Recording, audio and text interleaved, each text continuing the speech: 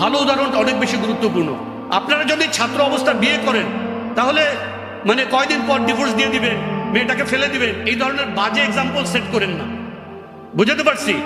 If you are man and আপনাকে সে risk নিয়ে, আপনি একজন স্টুডেন্ট, আপনার কি হবে ভবিষ্যতে না হবে, একটা মেয়ে আপনার উপরে রিলাই করছে, ট্রাস্ট করছে যে আপনি তার দায়িত্ব নিচ্ছেন, আপনি এখন তাকে বিয়ে করলেন, কয়দিন পর চাকরি বাকরি যখন পাইলেন তখন তাকে ফালাই দিয়ে আরেক জায়গায় গেলেন।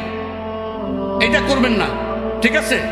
আপনার যদি মনে হয় যে আপনি পরবর্তীতে অন্য বিয়ে করবেন, লেট হার আন্ডারস্ট্যান্ড, কিন্তু কোনো অবস্থাতেই তার সাথে বেইনসাফি করবেন না, কোনো অন্যায় করবেন না। যেভাবে ন্যায় পরায়ণের সাথে আপনি যদি অধিক বিয়ে করতে চান, ডু ইট, বাট কখনো তার হক নষ্ট করবেন না, এটা মাথায় রাখবেন। মেয়েদের জন্য বলেছি কখনো লুকিয়ে বিয়ে করবেন না, দ্যাটস ইট। বিয়ের ব্যাপারে অন্য অনেক বড় লম্বা আলোচনা আমার মনে দরকার নাই।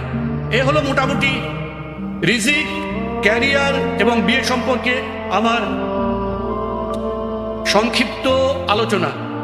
আল্লাহ তাআলা আমাদের সকলকে এর মধ্য থেকে যা কিছু ভালো বললাম সেগুলোকে আমল করার তৌফিক দান করুন, আর যদি মন্দ কিছু বলে থাকি তা শয়তানের পক্ষ থেকে সেগুলোকে বর্জন করার তৌফিক দান করুন। আমিন। ওয়া আখিরু দাওয়ানা আনিল হামদুলিল্লাহি রাব্বিল আলামিন। ওয়াসসালামু আলাইকুম ওয়া রাহমাতুল্লাহি ওয়া বারাকাতুহু।